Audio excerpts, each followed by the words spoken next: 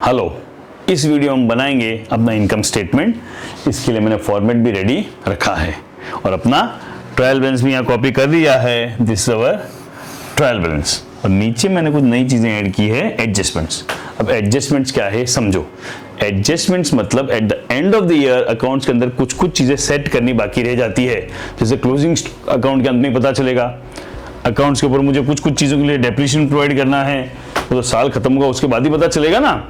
Same way किसी ने मुझे पैसे नहीं दिए, बैड डेट साल, तो ऐसे बहुत से एडजस्टमेंट्स होते हैं जो at the end of the day करने होते हैं।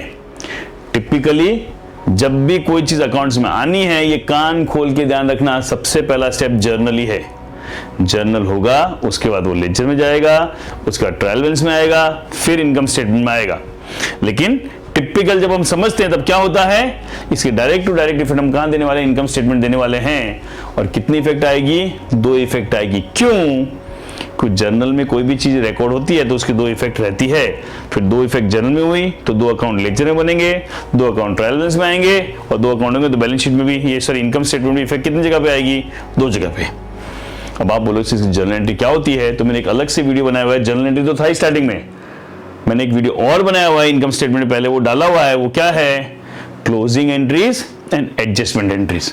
रूल वही जर्नल का है, कोई रॉकेट साइंस नहीं है, बट कई बार लगता है कुछ अलग सा है।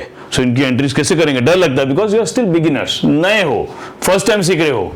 तो क्लोजिंग एंट्री और एडजस्टमेंट एंट्री का अलग से वीडियो है, उसमें आप समझोगे तो आपको डेफिनेटली ये सारा प्रोसेस क्लियर हो जाएगा। इसलिए वो ट्रेल पता होनी चाहिए। लेकिन यहाँ पे क्या करेंगे, ना इसके हम जर्नल बनाएंगे, ना इसका लेजर बनाएंगे, ना ट्रायल में इफेक्ट देंगे, डायरेक्टली उसकी इफेक्ट कहां देंगे, दे देंगे इनकम स्टेटमेंट में दे देंगे। Is that clear? But in सब की कितनी इफेक्ट आने वाली है, इन सब की इफेक्ट 2 जगह पे आने वाली है। कितनी जगह पे आएगी, 2 जगह। सो एक्चुअल जो मैंने बोला था 4 स्टेप में फाइनेंशियल स्टेटमेंट में एक अकाउंट बनता है ट्रेडिंग, दूसरा बनता है पीएनएल और तीसरा अकाउंट नहीं, एक स्टेटमेंट बनता है जिसको बोलते हैं बैलेंस शीट। जो अभी मैं नहीं बना रहा हूं, इसलिए कुछ चीजों की सेकंड इफेक्ट में बोल के छोड़ दूंगा कि इसको हम बैलेंस शीट में दिखाएंगे, और जब बैलेंस शीट करूंगा तब आपको क्लैरिटी दूंगा। I hope you are with me. Let's begin.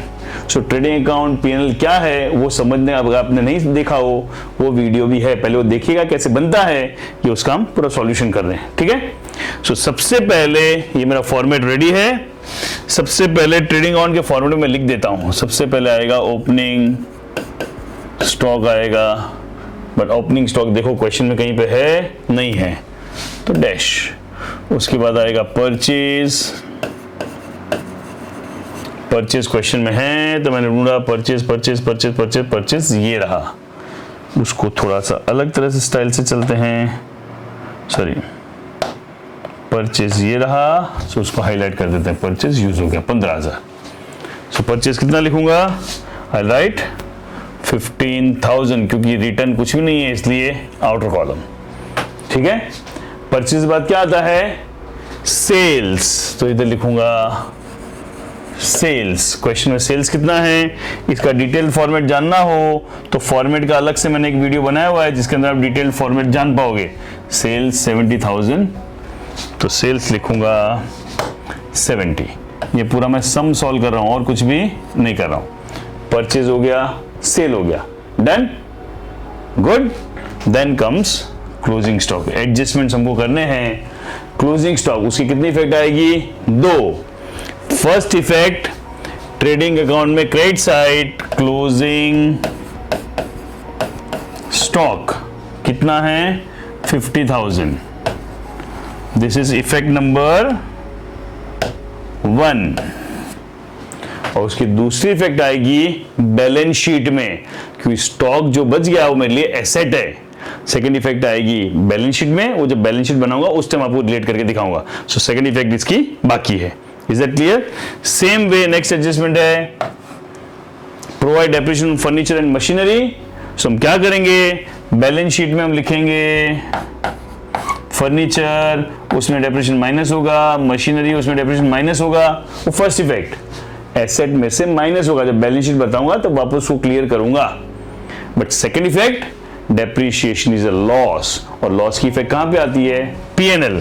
तो यहां पे हम एक इफेक्ट देंगे, that is depreciation on furniture and machinery. But furniture कितना है मेरे पास, फर्नीचर है 40,000 तो उसका डेप्रिसिएशन होगा 4,000। मशीनरी है 2,000 उसका डेप्रिसिएशन होगा 2,000। टोटल डेप्रिसिएशन कितना हो गया 6,000। ये कौन सी इफेक्ट है, this is effect number 1। Adjustments की 2 इफेक्ट आती है, ठीक है। टिपिकली जर्नल, लेजर, ट्रायल में प्रोसेस फॉलो होता है, बट एडजस्टमेंट स्ट्रेट अवे हमको जब in the bookish life straight हम यहाँ पे इफेक्ट देते हैं। रियल लाइफ में आप अकाउंट्स पॉइंट ऑफ व्यू से देख रहे हो, आगे चल के कंप्यूटर अकाउंट भी अगर आपको सीखना है तो आपको ये इसकी जर्नल एंट्री का वीडियो डेफिनेटली देखना चाहिए और अच्छे समझना चाहिए। आपको ये सब करने की जरूरत नहीं रहेगी, जर्नल में डालोगे ऑटोमेटिक कंप्यूटर उसको लेजर में लेके जाएगा, ट्रायल में लेके आएगा, इनकम स्टेटमेंट में उसकी इफेक्ट दिखा देगा, ठीक है। यस, सो फर्स्ट इफेक्ट होगा, सेकंड इफेक्ट कहां पे आएगी इसकी, सेकंड इफेक्ट आएगी बैलेंस शीट में माइनस होगा। जब बैलेंस शीट करूंगा तब आपको क्लियरली बताऊंगा। Is that clear? Next third point is provide bad debt 500। So bad debt किस में होगा, मुझे पैसे किससे लेने हैं, मुझे पैसे लेने हैं श्याम से। श्याम से मुझे 20,000 रुपए लेने हैं और उसमें से 500 रुपए नहीं मिलेंगे, नहीं मिलेंगे तो loss. Again P&L, bad debt कितना 500 and this is effect number 1। दूसरी इफेक्ट क्या होगी, शाम से मुझे पैसे लेने हैं, मेरी एसेट है, बैलेंस शीट जब बनाऊंगा तो उसमें से क्या हो जाएगा माइनस। सो इन तीनों की एक एक इफेक्ट बाकी है जो बैलेंस शीट टाइम पे आपको रिपीट करूंगा। बट अभी क्या किया, stock trading account credit, depreciation bad debt loss है, इसलिए P&L डेबिट एक एक इफेक्ट हम दे चुके हैं। सो एडजस्टमेंट्स खत्म, we come to the trial balance, ठीक है। सो लाइन से सीक्वेंस वाइज चलेंगे। कैश बैलेंस शीट एसेट है, कैपिटल पक्का खाता बैलेंस शीट अलग तरह देख सकते हैं, बैलेंस शीट में जाएगा।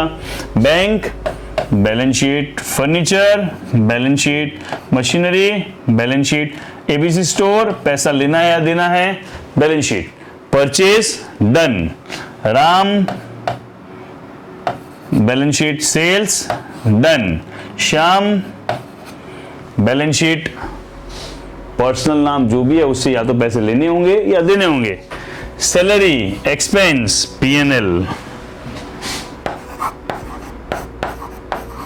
सैलरी कितनी है, इट इज 3,000 और उसके बाद इलेक्ट्रिसिटी कितना है 4,000।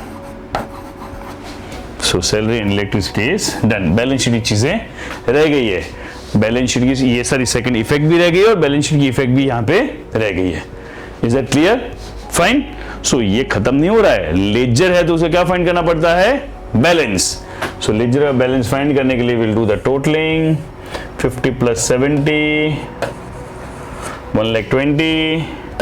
और जब भी लेजर बोलो rule remain same, higher total on both side, higher minus lower, it comes to 1,05,000। और क्या लिखूंगा, ग्रॉस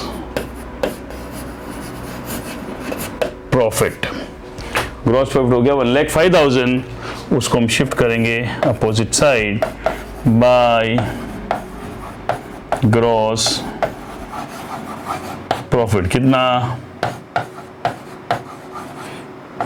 1,05,000। ग्रॉस प्रॉफिट यहाँ पे ट्रांसफर कर दिया। अगेन इसकी भी जर्नल एंट्री होगी, एक लेजर से दूसरे लेजर में ले जाना है, उसकी भी एंट्री होगी, उसको बोलते हैं ट्रांसफर एंट्री। सो हम करेंगे एडजस्टमेंट एंट्री, हम सीखेंगे क्लोजिंग एंट्री, हम सीखेंगे ट्रांसफर एंट्री। उसका अलग से मैंने वीडियो बनाया हुआ है जर्नल एंट्री के अलावा, तो this are big different entries. Tough नहीं है, कॉन्सेप्ट वही है, बट समझना है उसको अलग तरह से, पूरी उसको समझे। वो वीडियो देखा है तो वीडियो देखोगे तो आपको क्लैरिटी आ जाएगी, ठीक है। यस, सो ग्रॉस प्रॉफिट 1,05,000 हो गया। Then we find out the balance of this ledger, ये हो गया 1,05,000, फिर 6, 9, 13,500। So 1,05,000 minus 13,500। Right now not having calculator, direct कर रहा हूं 1। So 81,500 is the balance. उसको हम क्या लिखेंगे, उसको हम लिखेंगे net profit which will go to balance sheet. Clear है? सो हमने इनकम स्टेटमेंट पूरा कंप्लीट कर लिया है।